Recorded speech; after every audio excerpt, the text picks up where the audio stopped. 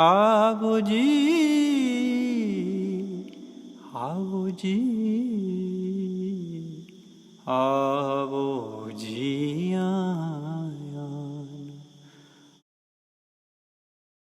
Good evening, Assalamu alaikum, Adab, Sat Shri Akal, Namaskar, Ji Ayanu, Khush Amdeed. A beautiful thought which was nurtured, which was conceptualized 3 years back, is being nurtured wonderfully by Preeti Gill and Gugu Gill and the team of Macha House, an offshoot of Macha House, the Sanjha Punjab. And Sanjha Punjab, the खूबसूरत सरहद अनहद नाद खूबसूरत festival ਜਿਹੜਾ ਅਸੀਂ dedicate ਕਰ ਰਹੇ ਹਾਂ ਕਮਲਾ ਬਸੀਨ ਸਾਹਿਬਾ ਨੂੰ ਔਰ ਇਹ ਸਾਨੂੰ ਮਾਣ ਹੈ ਫਖਰ ਹੈ ਇਜਾਜ਼ ਹਾਸਿਲ ਹੋਇਆ ਕਿ ਅਸੀਂ ਇਸ ਪੂਰੇ ਫੈਸਟੀਵਲ ਦੇ ਵਿੱਚ ਪਾਕਿਸਤਾਨ ਚੜ੍ਹਦੇ ਤੇ ਲਹਿੰਦੇ ਪੰਜਾਬ ਤੇ ਪੰਜਾਬ ਡਾਇਸਪੋਰਾ ਨੂੰ ਇੰਨਾ ਖੂਬਸੂਰਤੀ ਦੇ ਨਾਲ ਜੋੜਨ ਦੇ ਵਿੱਚ ਅਸੀਂ ਕਾਮਯਾਬ ਹੋਏ ਔਰ ਮਾਝਾ ਹਾਊਸ ਇੱਕ ਬ੍ਰਿਜ ਬਣਿਆ ਪੀਸ ਵਾਸਤੇ ਅਮਨ ਵਾਸਤੇ ਮੁਹੱਬਤ ਵਾਸਤੇ ਮੈਂ ਤਹਿ ਦਿਲ ਤੋਂ ਧੰਨਵਾਦ ਕਰਨਾ ਚਾਹਨਾ ਸ਼ੁਕਰੀਆ ਅਦਾ ਕਰਨਾ ਚਾਹਨਾ ਉਹਨਾਂ ਸਾਰੀਆਂ ਇੰਸਟੀਟਿਊਸ਼ਨਸ ਦਾ ਜਿਨ੍ਹਾਂ ਨੇ ਸਾਡੇ ਨਾਲ ਤਾਉਨ ਕੀਤਾ ਇਸ ਪੂਰੇ ਫੈਸਟੀਵਲ ਦੇ ਵਿੱਚ ਆਪਣੀ ਸ਼ਮੂਲੀਅਤ ਦੇ ਨਾਲ ਆਪਣੀ ਸਾਂਝ ਦੇ ਨਾਲ ਜਿਨ੍ਹਾਂ ਦੇ ਵਿੱਚ ਸਰੇ ਫਹਿਰਿਸਤ ਗਿਮੀ ਟੀਵੀ ਸ਼ਗੁਫਤਾ ਜੀ ਅੱਜ ਸਾਡੇ ਨਾਲ ਨੇ ਗਿਮੀ ਟੀਵੀ ਯੂਕੇ ਤੋਂ ਸਾਡੇ ਨਾਲ ਜੁੜਿਆ ਕੈਨੇਡਾ ਤੋਂ ਦਾ ਹਰਪ੍ਰੀਤ ਸਿੰਘ ਸ਼ੋ ਆਸਟ੍ਰੇਲੀਆ ਤੋਂ AUP ਚੈਨਲ ਫੈਸਲਾਬਾਦ ਲਹਿੰਦੇ ਪਾਕਿਸਤਾਨ ਲਹਿੰਦੇ ਪੰਜਾਬ ਤੋਂ government college university 1947 archive university of education Lahore university of Sargodha Hindu college Amritsar and Rajiv Gandhi national university of law Punjab ਇਹਨਾਂ ਸਾਰਿਆਂ ਨੇ ਸਾਡੇ ਨਾਲ ਤਾਉਨ ਕੀਤਾ ਇਹਨਾਂ ਦੇ ਤਾਲਬੇ ਇਲਮ ਔਰ ਇਹਨਾਂ ਦੇ ਫੈਕਲਟੀ ਔਰ ਬਹੁਤ ਸਾਰੇ ਹੋਰ ਸਾਡੇ ਮੈਂਬਰਸ ਸਾਡੇ ਇਸ ਪੂਰੇ ਫੈਸਟੀਵਲ ਦੇ ਵਿੱਚ ਸਾਡਾ ਸਾਥ ਦਿੱਤਾ ਸਾਡੀ ਸ਼ਾਨ ਵਧਾਈ ਸਾਨੂੰ ਹੌਸਲਾ ਦਿੱਤਾ ਕਿ ਅਸੀਂ ਕੁਝ ਹੋਰ ਚੰਗਾ ਕਰਨ ਦੀ ਕੋਸ਼ਿਸ਼ ਕਰ ਸਕੀਏ ਮੈਂ ਉਥੇ ਗੁਜ਼ਾਰਿਸ਼ ਕਰਾਂਗਾ ਤੁਹਾਨੂੰ ਸਾਰਿਆਂ ਨੂੰ ਕਿ ਆਪਣੇ ਵਿਚਾਰ ਆਪਣੀਆਂ ਦਿਲ ਦੀਆਂ ਜਿਹੜੀਆਂ ਵਲਵਲੇ ਨੇ ਖੁਆਇਸ਼ਾਂ ਨੇ ਉਹ ਸਾਡੇ ਨਾਲ ਸਾਂਝੀਆਂ ਕਰੋ ਤਾਂ ਕਿ ਅਸੀਂ ਆਉਣ ਵਾਲੇ ਸਮੇਂ ਦੇ ਵਿੱਚ ਵੀ ਇੱਕ ਚੰਗਾ ਪੰਜਾਬ ਸਿਰਜ ਸਕੀਏ ਉਹਦੀ ਤਾਮੀਰ ਕਰ ਸਕੀਏ ਜਿਹੜਾ ਚੜ੍ਹਦਾ ਲਹਿੰਦਾ ਤੇ ਡਾਇਸਪੋਰਾ ਇੱਕ ਹੋ ਕੇ ਇਸ ਪੂਰੇ ਬਰੇ ਸਗੀਰ ਦੇ ਵਿੱਚ ਇੱਕ ਅਮਨ ਦਾ ਪੈਗਾਮ ਫੈਲਾ ਸਕੇ ਸੋ ਮੈਂ ਗੁਜ਼ਾਰਿਸ਼ ਕਰਾਂਗਾ ਡਾਕਟਰ ਸਰਬਜੋਤ ਸਿੰਘ ਜੀ ਬਹਿਲ ਕਿ ਉਹ ਅੱਜ ਦੇ ਜਿਹੜੇ ਸਾਡੇ ਲਰਨਡ ਸਪੀਕਰਸ ਨੇ ਉਹਨਾਂ ਦਾ ਤਾਰਫ ਤੁਹਾਡੇ ਨਾਲ ਕਰਵਾਉਣ thank you Arvinder good evening to everyone Maja House has been hosting this month-long online October festival under the banner of Sanjha Punjab on the theme of SARHAD, ANHAD, NAAD, touching upon all the chords of unheard voices across the borders of 3 Punjabs, East Punjab, West Punjab, and Punjab of diaspora, that transcended boundaries of space and time. It was an attempt to create Sanj of synergy and syncretic cultural ethos. Today's episode of Crossing Borders, a conversation among Nirupama Rao, Abdul Basit, and Sanjoy Hazarika, is the culmination of this festival. I have the privilege and pleasure to introduce the speakers of today's session, starting with Nirupama Rao ji.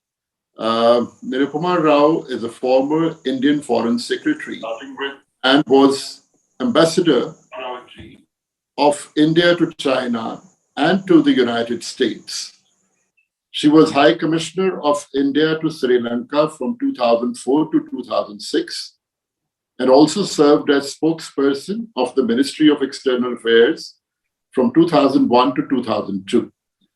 During her diplomatic career, she spent significant time working on the bilateral relationships between India and China and specialized on the history and problems concerning the India-China border and the question of Tibet. In retirement, she has taught at Brown and Columbia universities and was a Pacific Leadership Fellow at the University of California at San Diego. She is currently a Global Fellow at the Woodrow Wilson Center in Washington, D.C. Nirupama Rao is also the founder of South Asian Symphony Orchestra a project to promote dialogue and habits of cooperation among youth, among young people of South Asian origin and South Asian diaspora through music. Her latest book is The Fractured Himalaya, India, Tibet, China, 1949 to 52. Our next speaker for today's session is Abdul Basit. Abdul Basit is a retired diplomat from Pakistan who served as a former High Commissioner of Pakistan to India. He was appointed to this position in 2014 and was based at Pakistan High Commission in New Delhi. Previously, he served as Pakistan's ambassador to Germany from May 2012 to March 2014. He is the author of Hostility, a Diplomat's Diary on Pakistan-India Relations, published in 2021 by HarperCollins. Today's session's moderator is our own Sanjha Hazarika. He has been a member of various academic organizations and official committees, including the Justice Jeevan Reddy Committee to Review AFSPA, the Society of Indian Institute of Advanced Studies, Shimla, and the Northeast India Studies Program at Jawaharlal Nehru University. Hazarika has also worked as a newspaper correspondent, columnist, and documentary filmmaker. Over to Sanjha Hazarika for today's session. Thank you. Thank you, both Ambassador Basit and Nirupama, for joining this. Thank you, Maja House and Preeti Kulminder, Arvinder Ji, and Sarabjot, and the wonderful folks at Image, Maja House, who have laid out and run this fascinating range of events, programs, and truly have explored opportunities of common endeavor and conversation with reflection and dignity, away from noisy studios and the daily stress and pressure of media.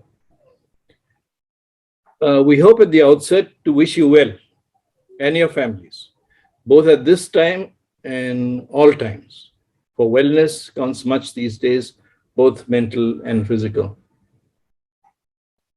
You've already heard the background of this engaging series of Sanjha Punjab and Maja House, but some of you must be wondering, what's somebody like me who doesn't speak a word of Punjabi except things that you may not wish to hear, who specializes in the northeast of India and its neighborhood, including Myanmar, Bangladesh, Bhutan, and Tibet, doing in a conversation like this, which is perhaps by the title to be about the Northwest or the borders of India and Pakistan or Western South Asia.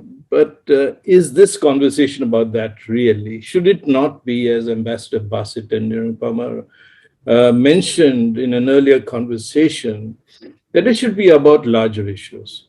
Now, we have two very distinguished diplomats here who are not just specialists in their own field, and I have had the privilege of knowing Nirupama Rao as a Joint Secretary, a specialist, very highly regarded specialist on China, and as Foreign Secretary. And as spokesperson for the government of India, she was one of the real stars. And I met Basit Sahab, Ambassador Basit, only briefly, but very impressed with that, even in that brief encounter. But they're accomplished in other areas. They're veterans of peacemaking and strategic government interventions. And for those of you who are familiar with how governments work, essentially trying to hold the peace when things look not just challenging, but hopeless, keeping back doors open, all this is part of the game.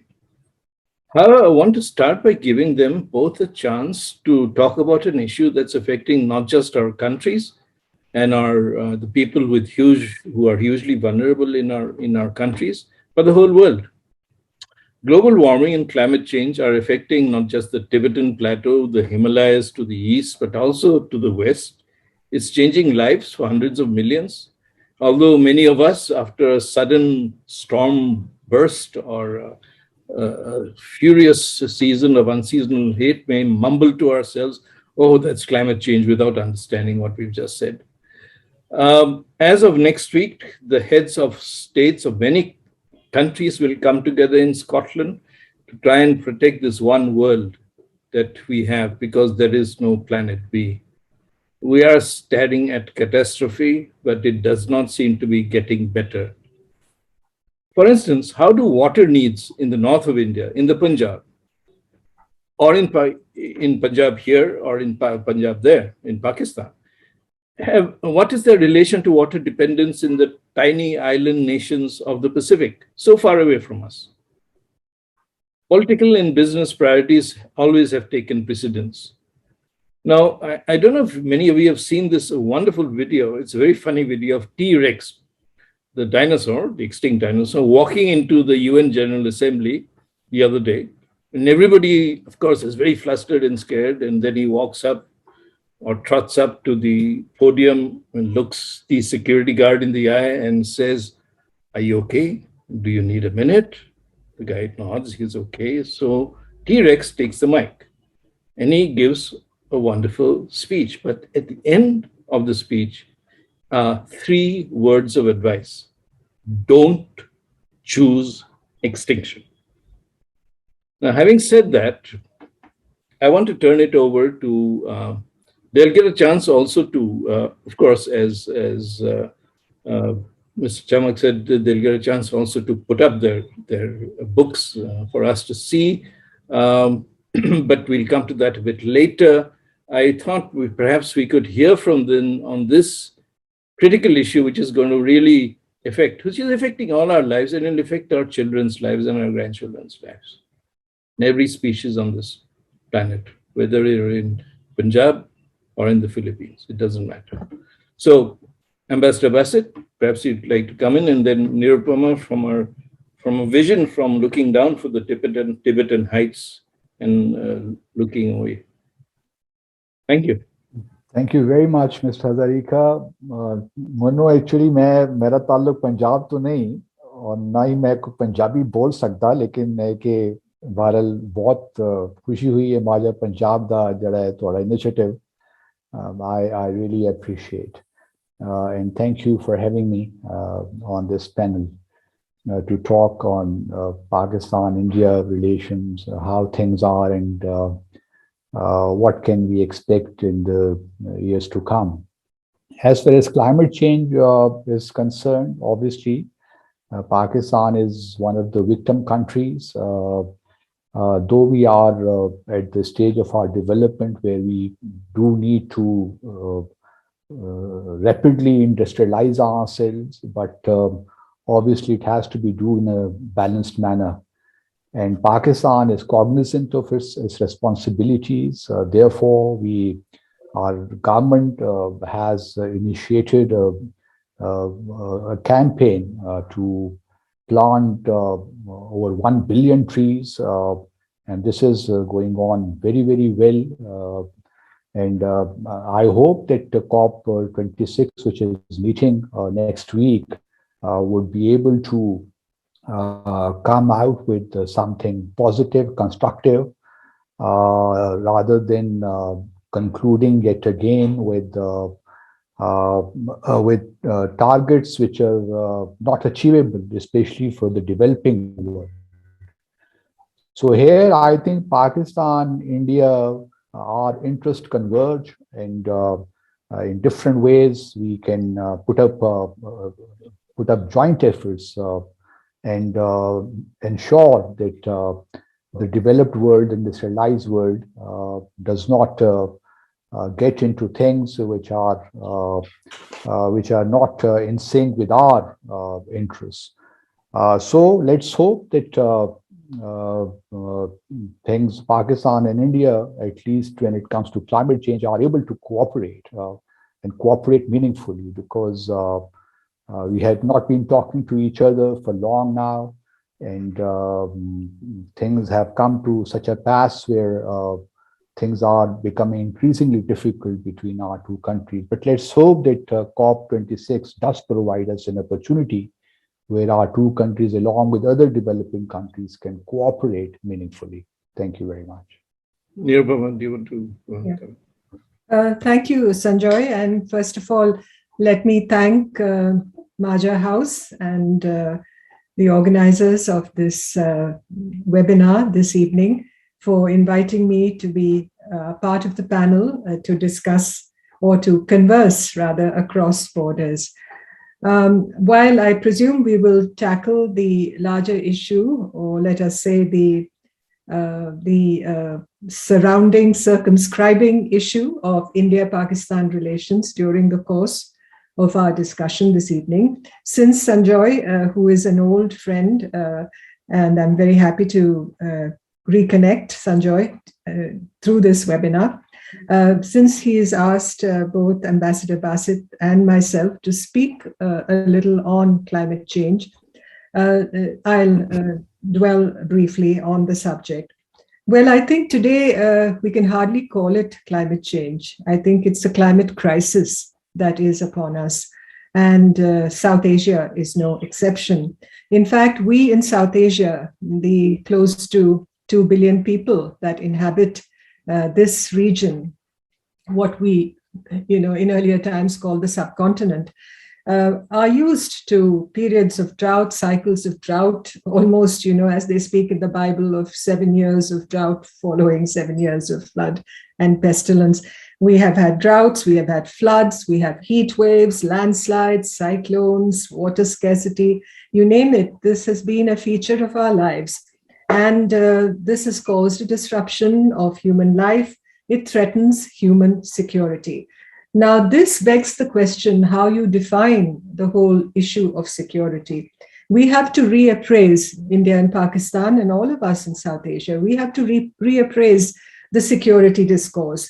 We need to restructure our interventions. We need to see the fact that we have defined conflict as an existential, all-pervasive factor of our existence. We really have to reappraise that, and we have to restructure the interventions concerned, and therefore understand that this climate crisis is a threat to human life. And I think it's very vital that we turn our focus to this. I know, as Ambassador Basit said, India and Pakistan have had very little dialogue between themselves.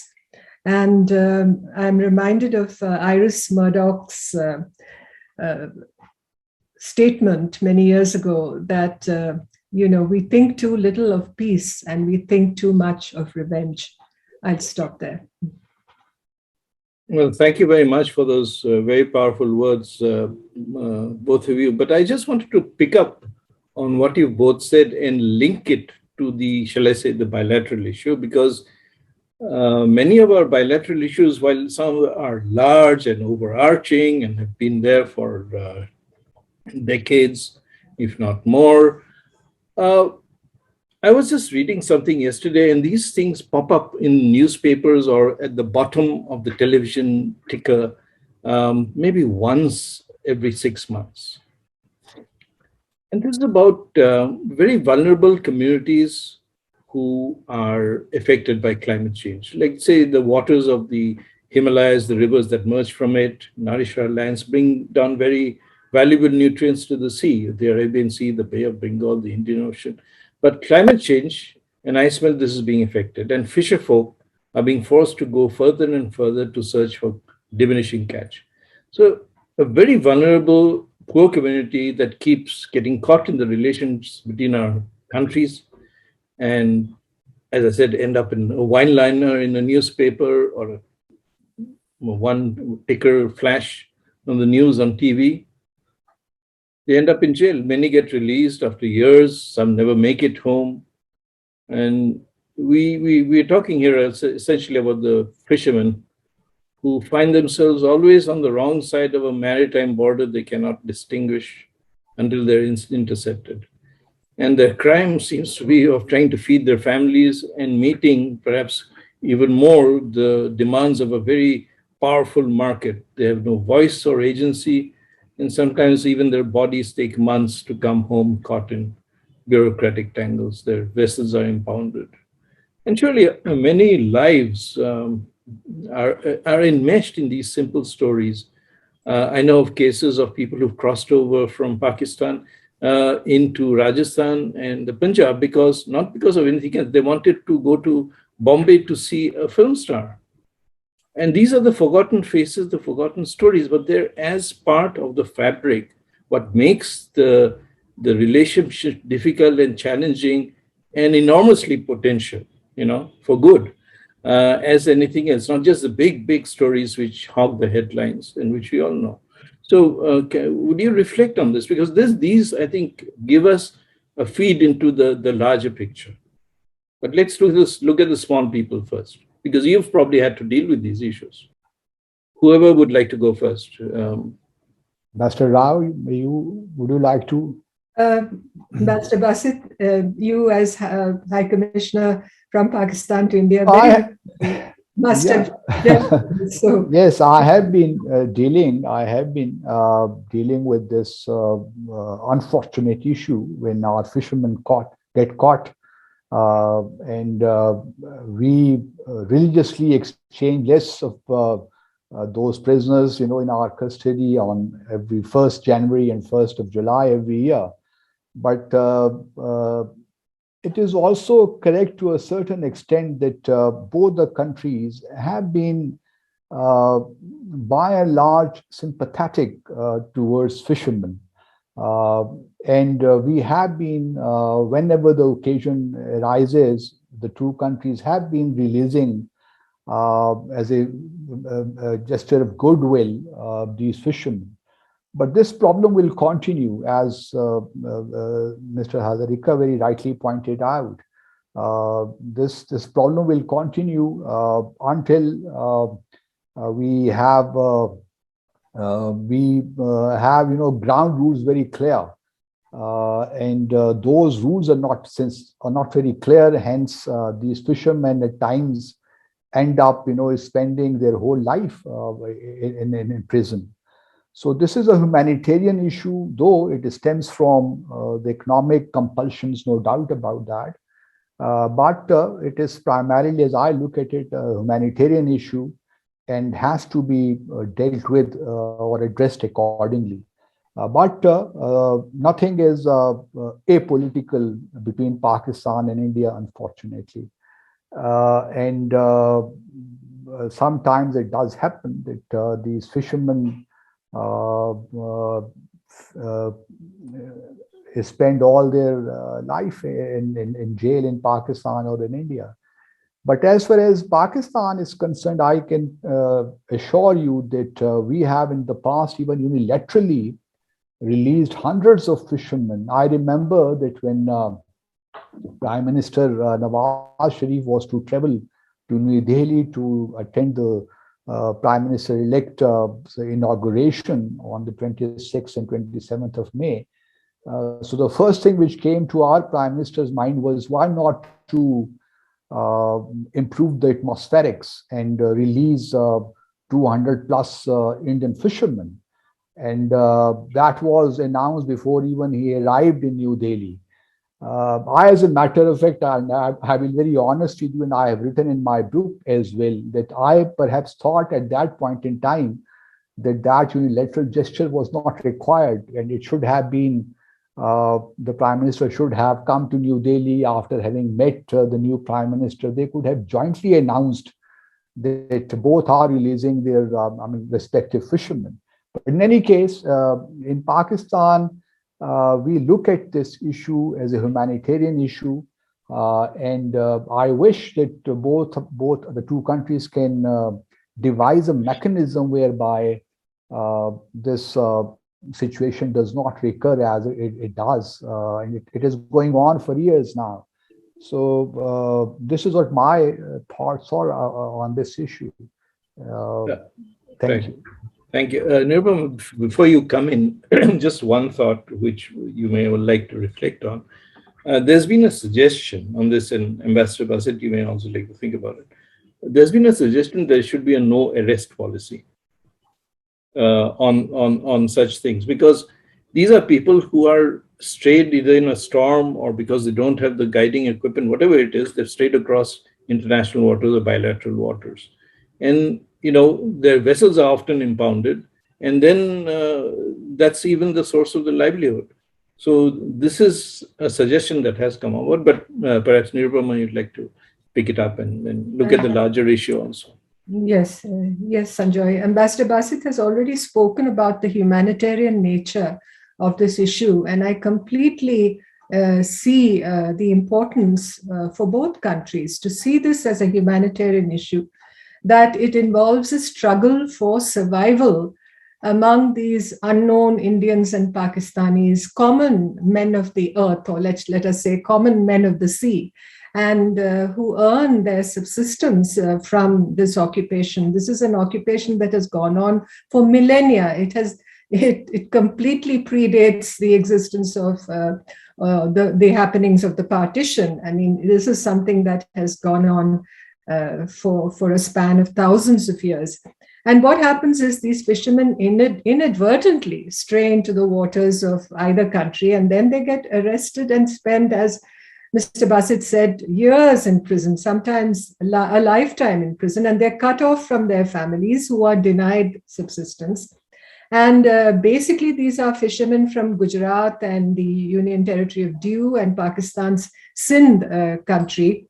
And life in the villages on our side and life in the villages on the Pakistan side of the border are very similar for these people, which again brings home the reality that ultimately it is the common man and woman that is getting caught in between these, long-standing differences, these deep-seated differences between our two countries. So I agree with you, Sanjoy, that we have to come up with a solution that involves, people, fishermen who stray across either maritime border, being pushed back rather than being arrested, and rather than being, held in jail for so long, because the lives of these families, of these fishermen, are shattered once, these arrests take place and their breadwinners disappear. I remember when I was Foreign Secretary, a little before that, in 2008, India and Pakistan had formed a judicial committee on prisoners consisting of 4 retired judges of the higher judiciary from either country. And these members of this committee used to visit prisons and meet the prisoners, look into the status of their cases, issue of repatriation, of help. And the last such meeting was held, I believe, in October 2013. It hasn't met since then. There's been a move to revive the committee a few years ago, but I don't believe things have moved forward. So I think it's time for us to consider, pragmatic solutions that safeguard the survival of these poor fishermen of both sides. And I agree that we have to take a humanitarian view and understand that the subsistence and survival of ordinary people is involved in all this. I'd just like to pick up on that theme that the sub-theme of ordinary people, their lives being affected, because everybody's lives are affected by relations between the two countries. It's not as if one can be sitting somewhere in the extreme northeast and not be affected by what's happening on this side, or somebody would be on the other side of Pakistan would be affected by what's happening here. And but what would either or both of you like to say a little? Could you both of you say a little bit here about what can ordinary people do? Because I think there's a great sense of helplessness also, because the media is almost not there in terms of speaking on these issues with a rational voice.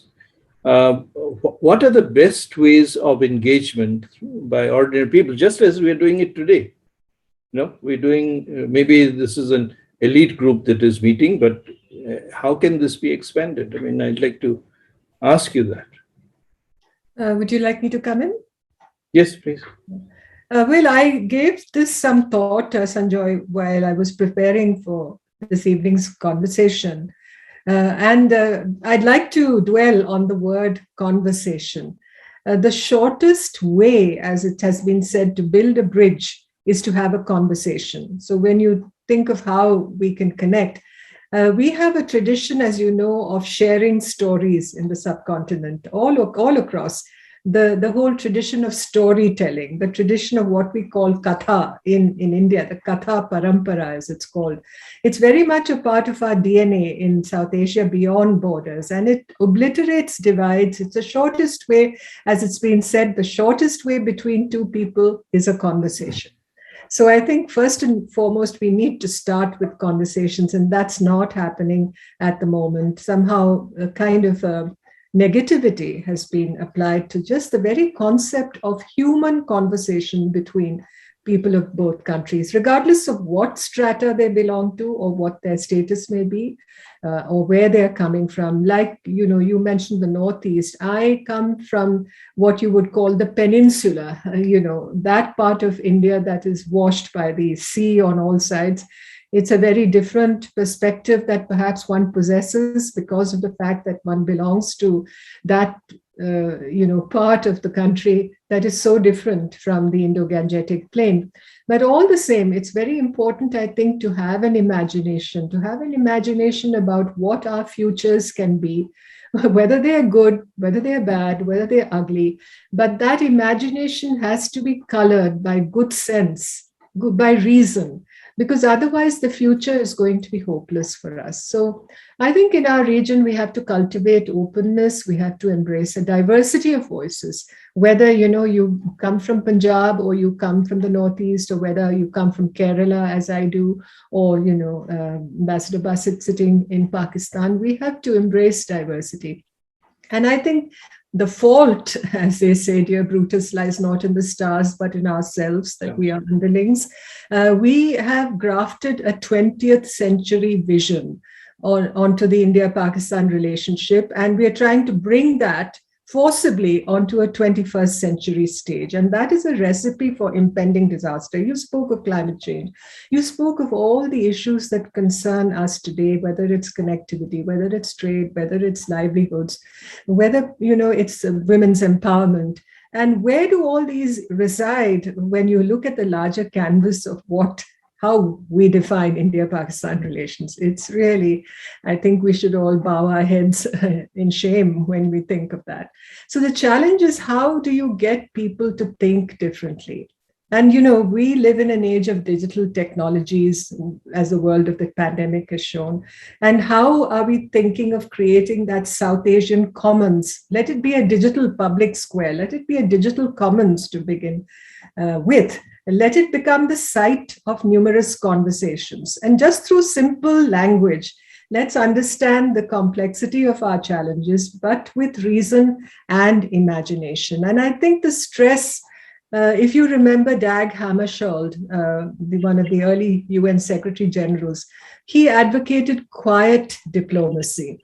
And what you see today is completely in contrast to that. The mass media drives the whole debate. I remember Mr. Jaswant Singh, the former foreign minister of India, used to say that diplomacy cannot be transacted in an amphitheater. But that's where we transact it today. The mass media is misused for harmful propaganda. Competitive conditions prevail. There's a tendency to play up conflict, because conflict is much more dramatic than agreement. And, poorly informed publicity about issues. We saw that happening at the Agra summit, Sanjay, where I think you were also witness to it, where, the privacy of quiet diplomacy would have been essential to achieve a constructive result. We don't do that today. And let me say that people have to get out of their boxes. We're all boxed in. We're too boxed in. And we have to have these conversations across disciplines. Diplomats like us must speak to district administrators to understand grassroots level concerns and realities. Scientists must speak to historians. Self-help organizations must speak with business people. The illiterate must speak to the literate. Students must address politicians. The ecologists should speak to the climate deniers. We like being in and among our own tribe, but we have to get out of our boxes and share ideas and go from local to global to local and get the region to understand how we've missed the boat. So, I wonder whether that day will ever come when joy is great and sorrow small, as the song goes. But there's too much anger and aggression around us. And how do we mitigate it? We're just stuck in our time warps, and we derive our security from it. So how will we redefine borders between countries such as ours is the big challenge today. There's too much blood and gore, and it doesn't seem to go away. Well, that's both hopeful and depressing. It sums up in a way the condition of our lives and the condition of the world and all around us. But Ambassador Saab, would you like to come in? Yeah, I mean, I agree with Ambassador Rao. As someone said, that opportunities multiply as they are seized.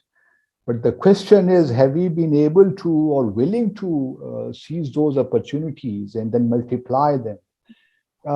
It all sounds great that Pakistan and India should have more and more people-to-people contacts. People should converse, should talk to each other. But, at the end of the day, in my own assessment, I think it comes down to our political leadership and whether or not they have the courage, political will to grasp a moment and take decisive, difficult decisions. Unless that happens, I think that he will continue to be, caught in a time warp, as Ambassador Rao very correctly said. We will be taking one step forward, two steps back. We will come, then, consume our energies to break a deadlock, and then, spend a few years talking to each other, and then put up, a few confidence building measures. But at the end of the day, nothing really moves forward. If today we are talking about fishermen, about, other small issues which could have been have resolved, long ago, if you are still grappling with such issues, you can imagine how difficult things are between our two countries. And in my view, unless the leadership on both the two sides muster that courage and show statesmanship as to how we can get the two countries, lift the two countries from this morass, it will continue to be very difficult. We will see many barriers between our two peoples, between the two countries, and everything will be ephemeral, temporary. And we need to get out of this, I think, situation and put ourselves on an irreversible trajectory, positive trajectory, so that things do not come back to square one. That is the challenge in my view, and we have not been up to this challenge, both in New Delhi and Islamabad, I would say. And I agree with Ambassador Rao that these days most of the diplomacy is being conducted, in the public domain. It's no more quiet diplomacy as it should have been. I remember many meetings between our two countries where before the leaders come out, the media would already know. And in Islamabad, the story is kind of, along the lines as being fed by the Pakistan government. And on the Indian media, you see the talking points fed by the Indian government. So the entire diplomacy has become a kind of propaganda, and we need to come out of this mindset. And unless that happens, and the leadership is really ready to be courageous enough to take difficult decisions, I doubt very much that things would really improve in an irreversible manner. There are lots of questions which are coming in the chat, and I'm conscious of the fact that you do need to read from your books as well, and I would very much hope that you can do that now and hold up your books. But before you do that, I'm going to actually contest the whole idea of public diplomacy and private diplomacy, because you've actually in your book, Nirupama and Ambassador Basit, I'm waiting for your books to arrive, so I hope they'll be here by Monday. But certainly, Ambassador Basit, in your book, you've looked at very private initiatives that were taken to calm things down. Are there any sort of peace building, confidence building measures that you can reflect on, which are now in the public domain because of what you've said? And then we can go to your books and then to the Q&A. No, many confidence building measures. For example, I remember discussing in detail with Mr. Ajit Doval, your national security advisor. We used to have very long meetings, and I always enjoyed talking to him on Pakistan-India relations as to what the specific confidence building measures can be taken. I mean, first challenge used to be that how to consolidate and build on the existing confidence building measures. Because, as we have seen over the years, especially during the last 2-3 years, that even the existing confidence building measures are under threat and they are kind of unraveling. So first challenge is how to build on and consolidate the existing confidence building measures. I remember one issue which we would often discuss was the Siachen glaciers and how to turn it into a green park sort of thing. And at one stage, I reckoned that perhaps we would be kind of close to doing that, but then things fell apart because 2016 was a very difficult year for our two countries, starting from Pathankot incident, and then other things happening. So 2016, in December 2015, we were all very upbeat when Prime Minister Modi made a stopover en route from Kabul to New Delhi. And that was the moment we thought that we could break new grounds. And then the Indian Foreign Secretary, Mr. Jaishankar, was to visit Pakistan on the 15th of January 2016. But then the Pathankot, unfortunately, again, brought us back to square one. And again, we started looking for ways and means as to how to resume the dialogue or talks about talks. So confidence building measures, Siachen is one area I think we can work on. And that, again, as they say, kind of a low-hanging fruit. But even that has become very difficult to realize. Whether or not our two countries able to do that, I do not know. But whenever the talk process begins, these are the issues I think which we can handle upfront, and then see how things really pan out eventually.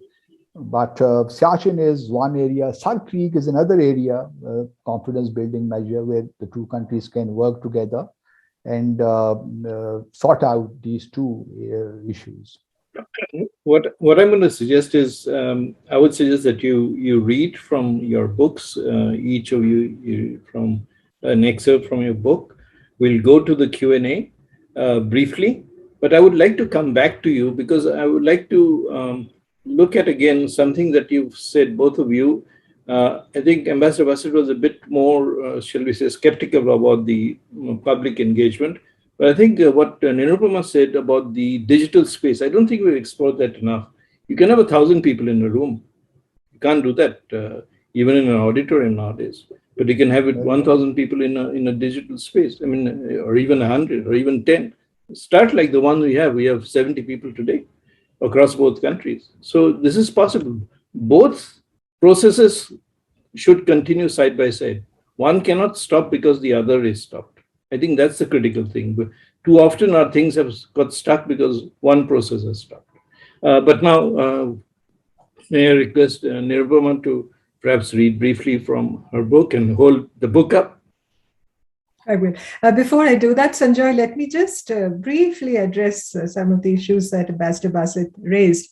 Issues like Siachen, to a lesser extent, Sar Creek, I have always now, with the benefit of hindsight, I realize hindsight can never be 20/20. But with the benefit of hindsight, I would say that there are in India-Pakistan issues, India-Pakistan relations, certain issues that are of a volcanic nature. Even if the volcano is dormant for some time, it erupts from time to time. constantly. And how do we make it extinct? Maybe we need T-Rex to come in here, as you mentioned, Sanjoy, and really deal with that. But this question of trade, of connectivity, and I was reading Pallavi Raghavan's book about animosity at bay in the first years after partition between India and Pakistan, where both countries recognize that partition is an irrevocable reality. There's nothing, you can't, put Humpty Dumpty together again, literally. So you have to deal with that irrevocable reality, and each country should help the other, structure the relationship in such a way that we are able to build more resilience into the relationship. This is a relationship that is totally devoid of resilience today. Totally. It just needs a Pathankot. It needs a Mumbai. It needs a Pulwama. It needs a Bagalkot just to collapse. Each time you try to build it up, the bricks are put together and each time they collapse. So I think we have to adopt a different formula, a different approach as far as this relationship is concerned. Let's look at those early years. Even before 1965, we had railway traffic between the two countries. We had more trade. We had more interaction. We had more people-to-people contact. Diplomacy was pursued at a certain level. And I think, it's time we acquired that grown-up quality, that maturity to re-look at some of these things. I'll stop here. So here's my book. This is the Fractured. Can you see it? And it's published by Penguin Random House. It's just arrived in the bookstores this week. And I'm quite thrilled to actually hold it. It's quite a big book. It's almost 600 pages. And it's involved some extensive research. It took about 4 years to write. It's been a labor of love. So really speaking, I look at the relationship between India, Tibet, and China from 1949 to 1962. It also has some references to Pakistan, Ambassador Basit. When you read it, you will be able to come across those references. You may ask why this period. I have focused on this period because this essentially is the period in which the relationship between India and China, as we see it today, was essentially formed. A lot of the issues that continue to divide us, that continue to occupy us, date back to this period of the relationship. So my idea was to use the knowledge that I gained as a practitioner, as a diplomat practitioner, to write a history. So it's a history from the practitioner's point of view. And the idea is to educate the younger generation, particularly of Indians, about the nature of this relationship. I will just read briefly from, this is at the end of the book, actually, in what I call the coda. As you know, a coda is in music. It's a section of music that kind of comes towards the end of a composition.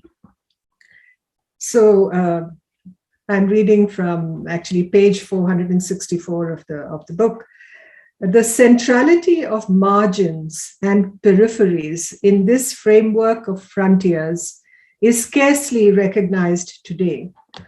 Although specific country situations differ, the borderlands of India and China, be they Kashmir, northeastern India, Tibet, and Xinjiang, are not the primary focus when it comes to understanding frontiers and their fractured geographies. Frustrations among the youth, ethnic nationalisms, issues of identity, self-determination, human rights, geographical isolation, the use of armed force by the state, cross-border terrorism, and questions about governance straddle these borderlands.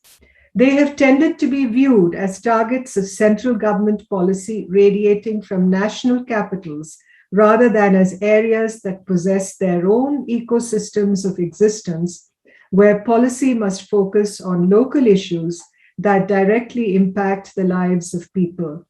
The concept of frontier zones, which historically provided for an intermingling of peoples, allowing the retention of close integration across borders, between communities in terms of language, custom, and religion has been lost. Geopolitics trumps all. Borders congeal and conceal transnational borderlands that cannot speak for themselves, since Delhi and Beijing must quit playing ventriloquist in order that these distinct voices are heard. Thank you. That's really, really beautiful. Thank you. Thank you. It's mellifluous, like your singing and your music. Ambassador, sir, please. First of all, congrats to Ambassador Rao for her work, and looking forward to, inshallah, reading it as soon as it is available in Pakistan. I do not know when, but Mr. Chamak has promised, committed to send one to me. Yes, Okay. you should just Now, send it across border, actually. I would take this opportunity when Nirupama Raoji would send me her own signed copy for you, sir. Okay. I would So this is my book, Hostility, and it was published this year by Harper Hollins in India and by Light Stone Publishers in Pakistan. So this book is primarily dwells on, covers my stint in New Delhi. It is not a history book, does not dwell on Pakistan-India relations from 1947 onwards. It is about those 3-4 years which I have spent in New Delhi, and it covers that period and how we were able or were not able to take decisions, how we try to engage with each other, break log jams, and try to move forward, and how things would come back to, would unravel. So primarily it is a book which is based on my own experiences and how I kind of moved around in India, what was my own mission statement, and whether or not I had the support of my own government, and how I tried to conduct myself vis-a-vis the Indian government, official India, and with how to reach out to the people of India, where I would always be welcomed and welcomed rather very, very warmly. I think I am the only High Commissioner who was able to use the pulpit of Jamia Masjid and Fatehpuri Masjid, the mosque in New Delhi, and I addressed on the occasions of Eid al-Fitr and as well as during Ramadan, the month of Ramadan. So those are the experiences which I try to cover in this book. So I would read a few excerpts from my introduction of this book, because that would give you an idea as to what this book is all about. Some in Pakistan and many in India continue to hold me responsible for not being able to build on the Modi Sharif meeting. In fact, I am blamed, especially in India, for deliberately undermining the significant opportunities that had arisen. To them, I was uncompromisingly hawkish toward my host country and perhaps the most bellicose Pakistan High Commissioner in India ever. Instead of contributing to building bridges, I was a source of exacerbating bilateral tensions, making sure that the initiative taken to break deadlocks led to more deadlocks. In short, it was primarily because of me that Pakistan and India had not been able to take advantage of the bonhomie that the two prime ministers were able to generate and tried their utmost to retain even the most difficult of circumstances. Some would even suggest that I was working at the behest of the Pakistan establishment and worked in close coordination with them rather than pursuing the peaceful aspirations of the civilian leadership. This book is not an attempt to clarify my position or put the entire onus of recurring setbacks on others and cast aspersions. Throughout my stay in India, I did what I thought was in the best interest of Pakistan and in sync with the strategic framework of Pakistan's India policy.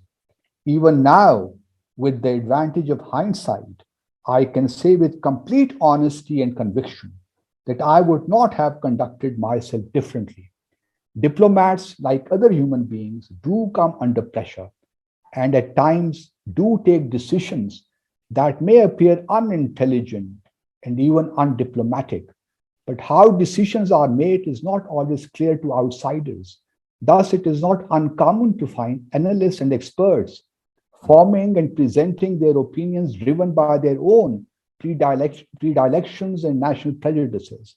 At the public level, opinions are usually formed with half truths and on the basis of what is shared or not shared by governments. Many developments taking place off stage are made public to the extent possible, and rightly so, as diplomacy is not any other profession.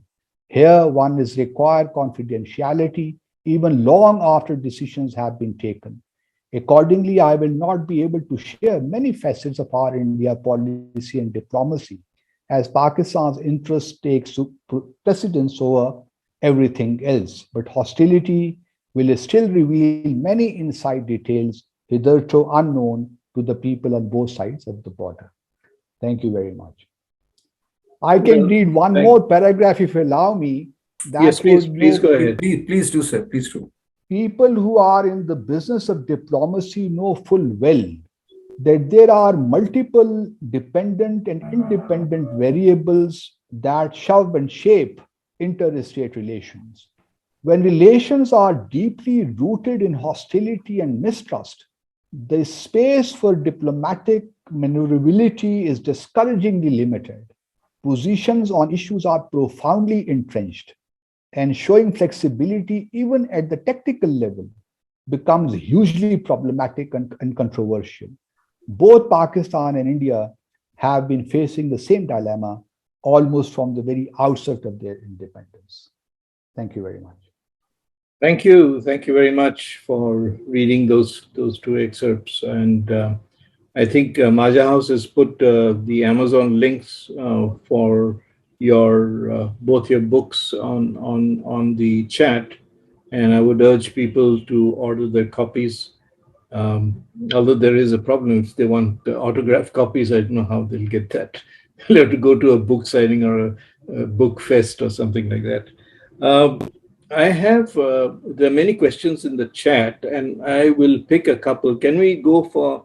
We're at 7 o'clock, I know, and usually things end around 7. No problem, sir. No problem. Another 15 minutes or so? Yeah. Please. Okay. There are two quick questions which have come up right at the beginning. Let me just... one is actually from Preeti, and she was talking about... Preeti, why don't you speak your suggestion rather than my paraphrasing your question? So Preeti, yeah. Good evening, everyone. I had a bit of a problem earlier, and so joined, just on time, I think, just when you started. I was really, because the fact is that one is living now in Amritsar part of the time, and this whole thing seems so much more alive because I'm not in Delhi and I'm in Amritsar, and the border is nearby, and everything that happens affects you directly. And so therefore that is what, and through this whole thing that we've been going through this entire month of the Sanjha Punjab dialogues and all these interactions, listening to poetry, listening to personal stories, discussions about books, etc. What comes through is this intense, interest, curiosity, even desire to know about each other, to be able to travel across easily, to be able to find the people that one seems to have lost. And it's not for me, but I think a lot of us in the North have these memories which have come down through families. And so it just seems like such a loss to not be able to do that. So when we've had these interactions, all of it seems to come out in the chat and in the interactions that we've had. And yet when we talk about states, and because both of you are representing that, one just wonders why and what. So, something about what happens behind the scenes and why can we not meet, and why can things not be easier between us, because we want to be we want this meeting. Preeti, I wish I could give you a cogent reply to that. I, as an Indian, and I don't speak just as a professional diplomat here, but as a citizen of the country, I realize that we can never come into that position of greatness that we want to attain as a country until and unless we settle our problems with our neighbors and are able to continue to grow the economy, to take our rightful place in the front line of nations. And I think that political vision, that moment of enlightenment, I believe, has yet to come as far as the country is concerned. The second point is about diplomacy, I mentioned quiet diplomacy. There is no quiet diplomacy between India and Pakistan. Everything is determined and driven by the amphitheater. To quote Mr. Jaswant Singh once again, he told me at the end of the Agra summit, he said, "Too many midwives, but the baby was stillborn." And I think the baby is always stillborn because of the very many midwives around. And you see, thirdly, as far as the whole issue of propaganda and public diplomacy, I mean, not that public diplomacy is propaganda, but there is a debate being driven in both countries by media organizations. It's not diplomacy that's happening between the two countries. It's as if the policymakers are constantly looking behind their shoulders to see what the public is saying, what the public wants. And I, for the life of me, cannot understand why we cannot muster the courage and tell the public that, good sense demands that we talk to our neighbors, that we think of structuring relationships that are multidimensional, that are not just, solely focused on one or two issues, because that's what drives the news cycle and the news line, because that's what is sensational, that's what makes the news. Unfortunately, that moment hasn't come. I think we're still waiting for that nirvana moment. And I think we must be prepared to look at these, the normal business of living, about communication, about conversations, about railway lines, connecting with each other, about flights to each other's countries, about students talking to each other. And that's just not happening. I had a wonderful conversation with the Pakistani singer Ali Sethi last year. And if you care to look at it, it's on the website of The Wire. I'm sure Marja House can share the link with the audience here. And, we were talking about music because as you know, I founded the South Asian Symphony Orchestra, and we don't have any Pakistani members in that orchestra. We have a lot of Afghans, we have Nepalese, we have Sri Lankans, we have even a Bangladeshi, we have a Bhutanese, but we don't have any Pakistanis. And it's just not been possible to contemplate the inclusion of a Pakistani in the symphony orchestra. Well, that's the way the cookie crumbles. But when Ali Sethi and I spoke about this, the common musical connections between the two countries, and the way, there is a certain, rhythm, a certain heartbeat that seems so similar when you talk about these things. We talked about one of I think it's one of the Ismaili saints in Gujarat. And there is a poem, a very old, maybe 13th or 14th century poem called the Bhuj Niranjan. Now, Niranjan is the word we use to describe Vishnu, or one of the Hindu gods. But this is an Islamic poem, the Bhuj Niranjan. It's a devotional poem. And we've lost that connection today. We've lost the poetry. Everything is not just prose, it's the most prosaic and the most low-level kind of conversations that happen between the two countries. So I speak perhaps as a poet, as somebody who's interested in the arts when I'm saying all this. I may not sound like a diplomat, but I have practiced diplomacy also, and I think it's possible, to think of these things when we craft policy also. Absolutely. I mean, I hate this word soft diplomacy, but often I think the anchors are not representing anybody except their own bosses and their own TRP ratings, which are fixed. So I wouldn't go by that anyway, and everybody just needs to call them out, whoever can. But Ambassador Basit, do you have something here? And then I think we could end perhaps with a suggestion which Preeti has given. I know we don't have much more time. Perhaps that Nirupama, after Ambassador Basit speaks, and you both have, if you have any concluding points, because I think this is not a way we can conclude. This is not an issue that can be concluded in an hour and a quarter, but we need more conversations, just exactly as you've been saying, more conversations to keep the conversation going, to make the conversation a dialogue, and the dialogue to move to another level. But Ambassador Basit, if you would kindly come in. Diplomacy, as they say, is the art of the possible. But when it comes to Pakistan and India, unfortunately, this intricate yet exciting art seems to be losing its effectiveness or creativity, for that matter. And I really do not know how we can even do small things which may eventually help to build some mutual trust. But my own assessment, as I look at Pakistan and the relations, I at times, get very, very pessimistic about the future of this relationship. Because I do not see any real desire on the part of those who really matter at the end of the day to resolve the core issues which continue to bedevil our relationship. And unless you do that, it becomes very difficult to think of ways and means as to how we can build bridges of trust, because there is the mistrust between the two countries is so deep that you cannot really help.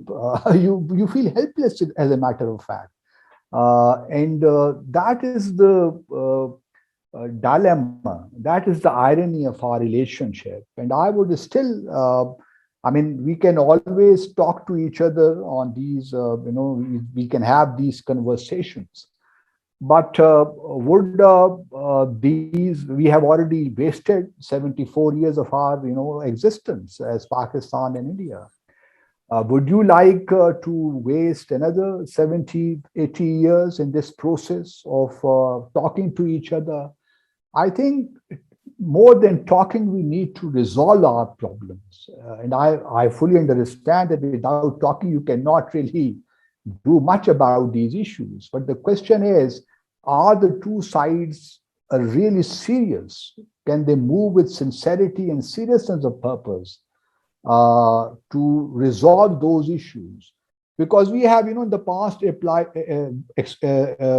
tried two approaches. One was to first have confidence building measures in the hope that those would help us to have a congenial, conducive atmosphere, environment, and that would help us to then resolve the long-standing issues like Kashmir, for that matter.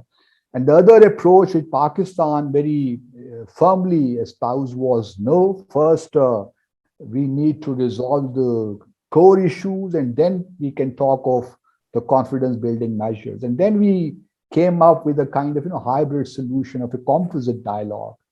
Even that did not work somehow. The back channel, and I think the best period in our recent history was from 2004 to 2007, where the two sides did engage in quiet diplomacy. We did try to discuss all the real issues which required to be settled.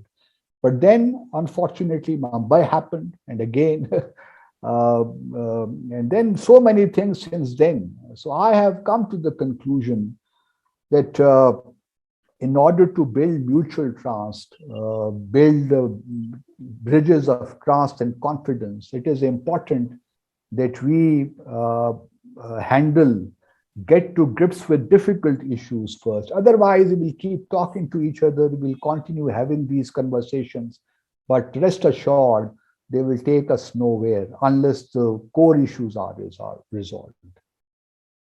Well, I think one of the, sorry, Nirupam, you're going to come in.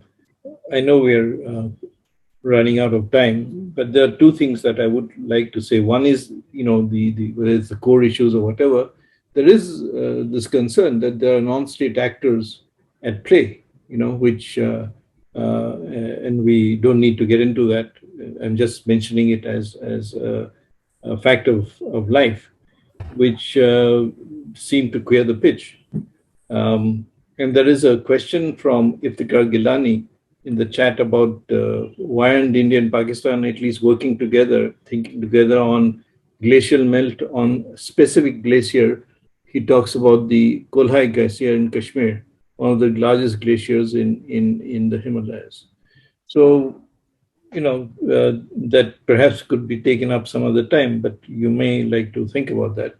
Nirupam, I'm sorry. Yes, Sanjha. No, taking off from where Mr. Basit ended, the whole issue of core subjects, the core issues between India and Pakistan, they cannot be tackled in the public. You cannot be talking of India-Pakistan summits where you have 1,000 representatives of the media entering the stadium to cheer either side. You cannot transact diplomacy like that. So I think you need quiet diplomacy to tackle the core issues, the volcanic issues, as I call them. And as far as the business of normal day-to-day life is concerned, I think that is something we need to look at simultaneously. From Pakistan's side, it's always been an issue of tackling the core issues before we do everything else. And I think you need to reorient your approach when it comes to this. Not that, I am in a position to change opinions on any side, but I think we have to take a more practical, more hands-on approach to the whole business of normal day-to-day communication between the two countries. And as Sanjay rightly pointed out, the whole issue of non-state actors and what in India we call cross-border terrorism has to be understood. I know that Pakistan, tells us that they have also been victims of terrorism and, they have also suffered on this count.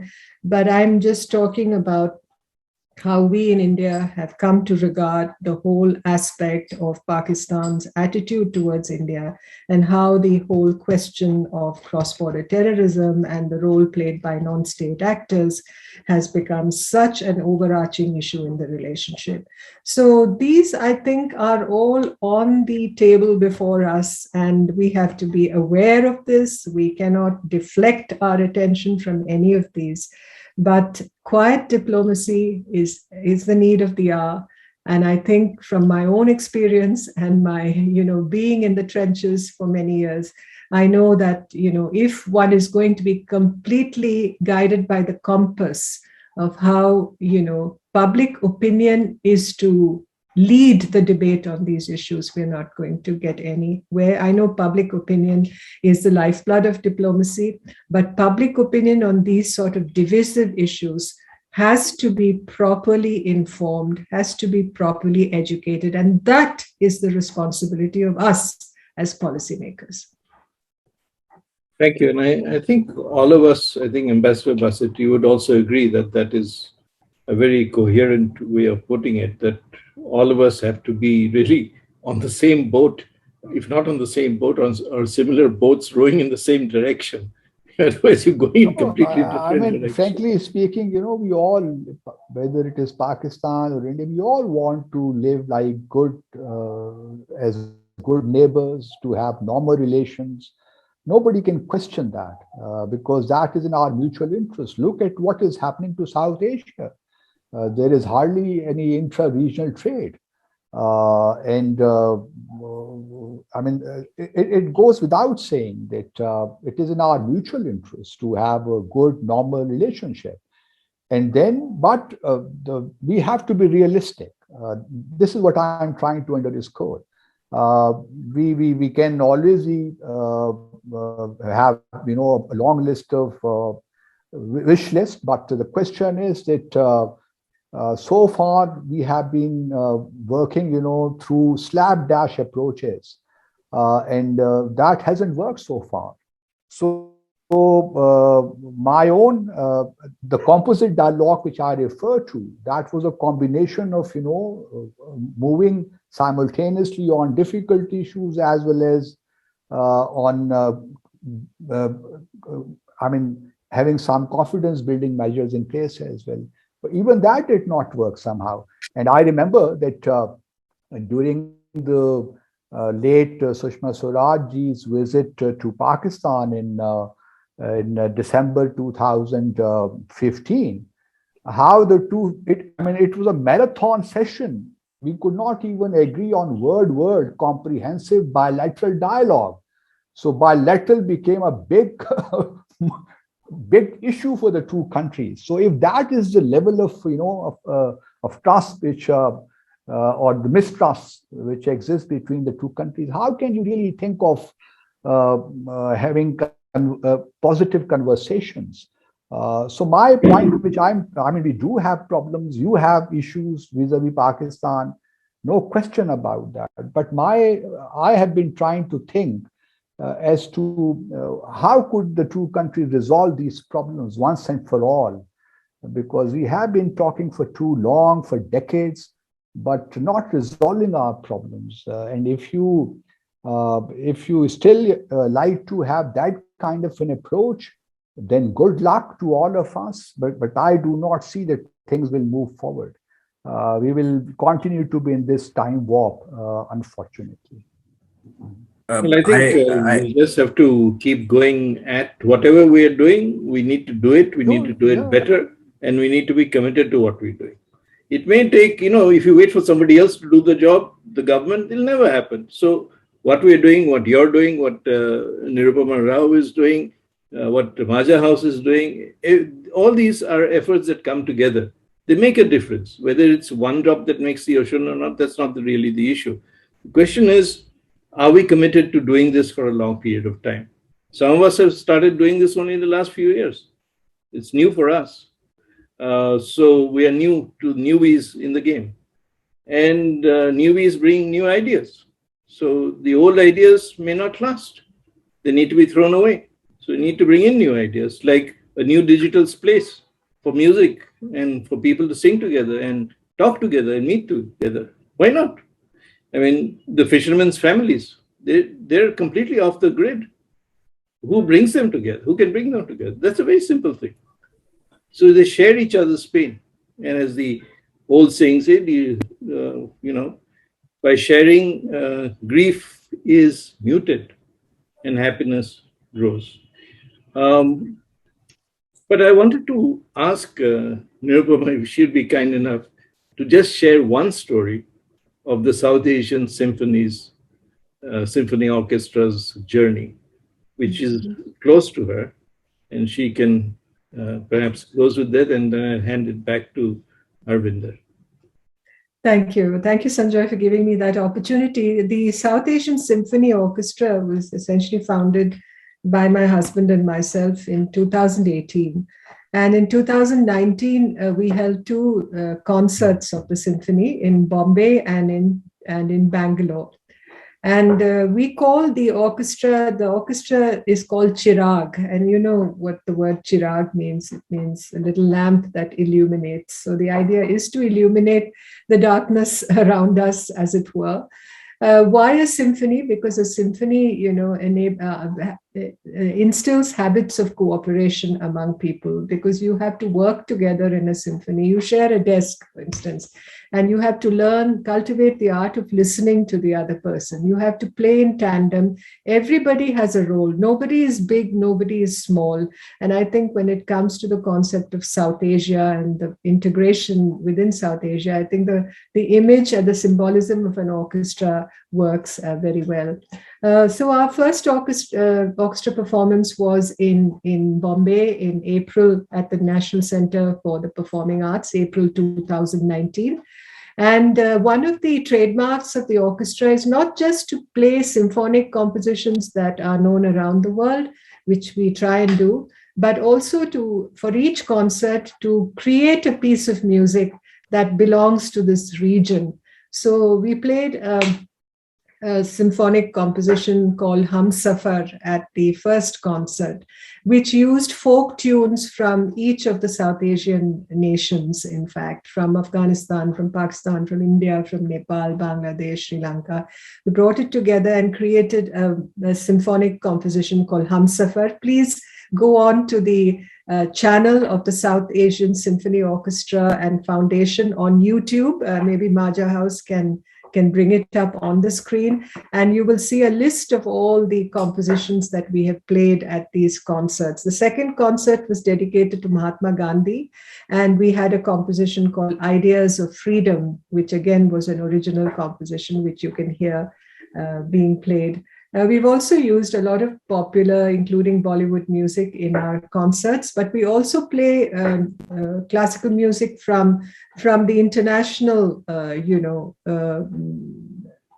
list of, famous compositions. So the second concert was dedicated to both Beethoven and Gandhi. And as you know, Beethoven's Ninth Symphony was used by Dag Hammarskjöld as a symbol for building international peace. So we are trying to weave, the concept of peace and reconciliation and integration through the image of a symphony orchestra with the South Asian Symphony Orchestra. And recently, after the collapse of the Afghan government in Kabul, we tried to help a number of Afghan musicians who were stranded there to leave the country, especially one of them whom I was able to personally assist. And she's now in a very prestigious music academy in the United States. So in our small way also, we tried to help the musicians in Afghanistan who are very, very dear to our hearts. The youngest member of our orchestra is a 13-year-old from Kabul, actually. Now, of course, in Qatar, but earlier in Kabul. Thank you. Okay, I'm going to stop talking now. I know that there are lots of questions we have not been able to ask, and I can only request Preeti and Maja House to make another session where this dialogue, this conversation will continue, stage 2, and we'll have more people. And Arvindo, back to you. Thank you, Sanjay.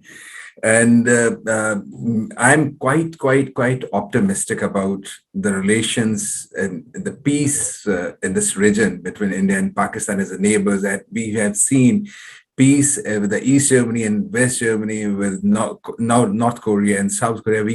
We must pray. And मैंने ख्वाबों की तदबीर बदलती देखे हैं मैंने रुख हवाओं के बदलते चमक.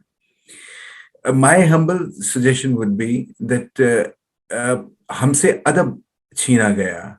लिटरेचर को हमने अपनी तरफ जुबानों का और मजहबों का नाम देके हमने तोड़ दिया.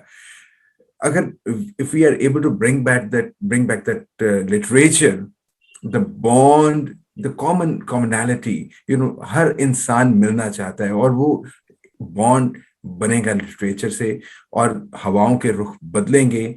और जिस डिप्लोमेसी की बात हम सब यहाँ पे कर रहे हैं, the governments would have to hear the public sound.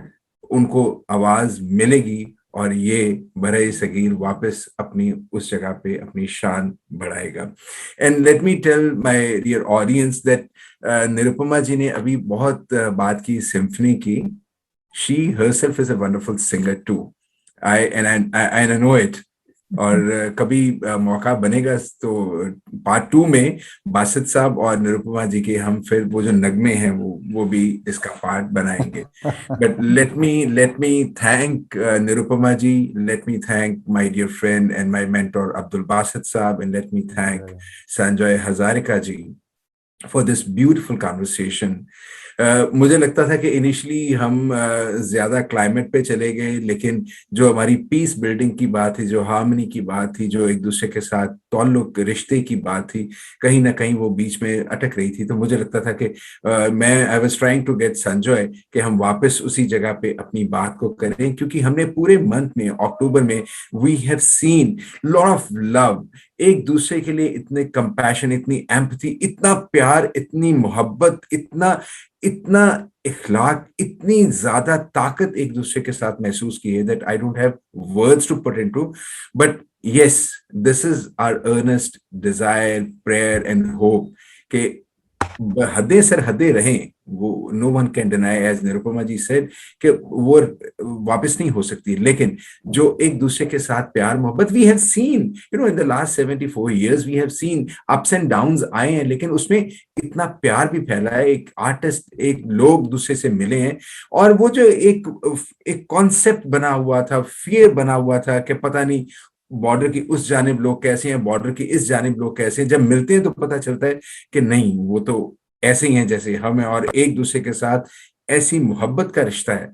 तो विद दिस नोट मैं आप सबसे मैं आपको शुक्रिया अदा कहूंगा, बासित साहब, शुक्रिया निरुपमा जी, शुक्रिया Sanjay, and thanks to all the listeners and all our copartners who जिन्होंने हमारे साथ ताउन किया, जिन्होंने हमारे साथ शमूलियत की इस पूरे सांझा पंजाब के इस खूबसूरत फेस्टिवल को आगे लेके जाने में।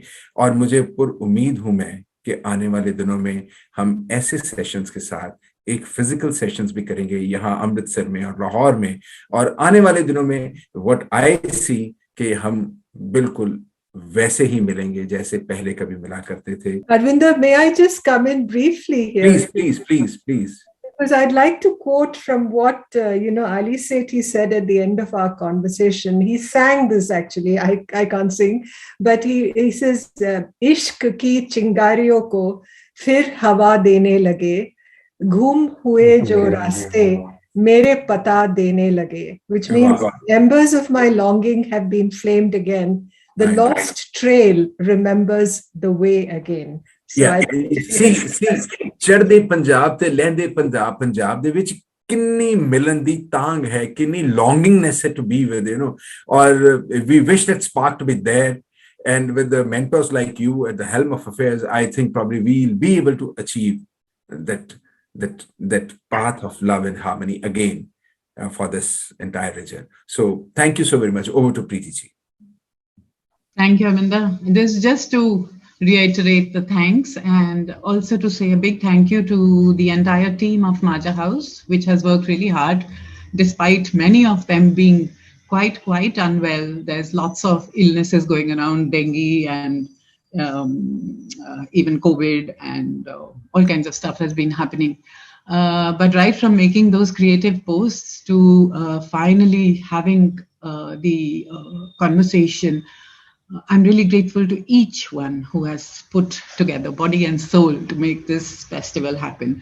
And Arvinder ji, to you for the concept and for all of Sanjha Punjab. Thank you very much, our speakers today. I did speak from the heart, and I spoke as somebody who has started to live in Amritsar very recently, over the past 3 years or so, and where I see this feeling being completely palpable in the air almost, this curiosity and this interest and this desire, and I speak from that space therefore. So thank you everybody. Thank you Sanjay for putting together the conversation as well.